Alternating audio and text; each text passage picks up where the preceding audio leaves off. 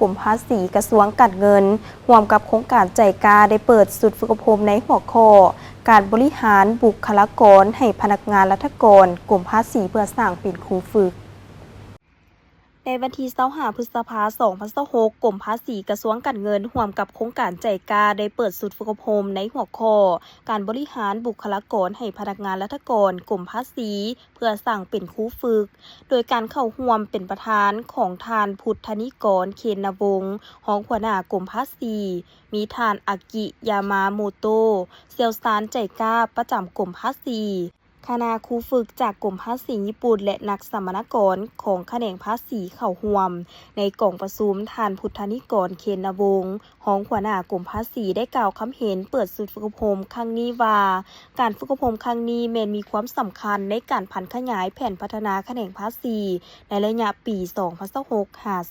2030 โดยเฉพาะการพัฒนาบุคลากรแขนงภาษีให้มีความรู้และทักษะตอบสนองให้แก่หน้าที่เวียกงานแขนงภาษีซึ่งได้เน้น6กลุ่มเวียกต้นต่อคือสารบัญสินค้าระบบเอกภาพและการจุดรหัสสินค้าการกำหนดมูลค่าแจ้งภาษีการกำหนดแหล่งกำเนิดสินค้าขั้นตอนระเบียบการแจ้งภาษีการบริหารความเสี่ยงการกวดการหลังการแจ้งภาษีและเวียกหันเป็นทันสมัยการพัฒนาบุคลากรให้ทันกับยุคดิจิตอลแม้นความเป็นภาวะวิสัยที่เสื่อมโยงในสภาพการเศรษฐกิจเสื่อมจอดกับภาคพื้นและสากลจึงเป็นภารกิจหลักที่ต้องให้ความสำคัญและยกระดับเวียกงานดังกล่าวสร้างความเข้มแข็งในการคุ้มครองบริหารเวียกงานแขนงภาษีให้มีประสิทธิภาพสูงตามมาตรฐานสากลของพนักงานการเพิ่มทวีการบริการแก่ผู้เสียภาษีให้มีความสะดวกโปร่งใส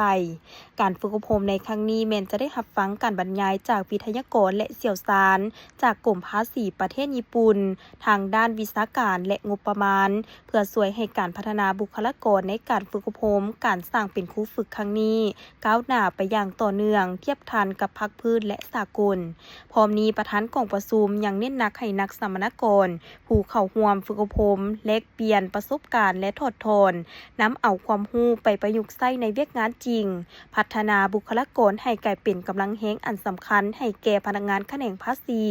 ปฏิบัติหน้าที่ให้มีประสิทธิภาพสูงตามทิศทางการเงินแห่งรัฐเป็นทันสมัย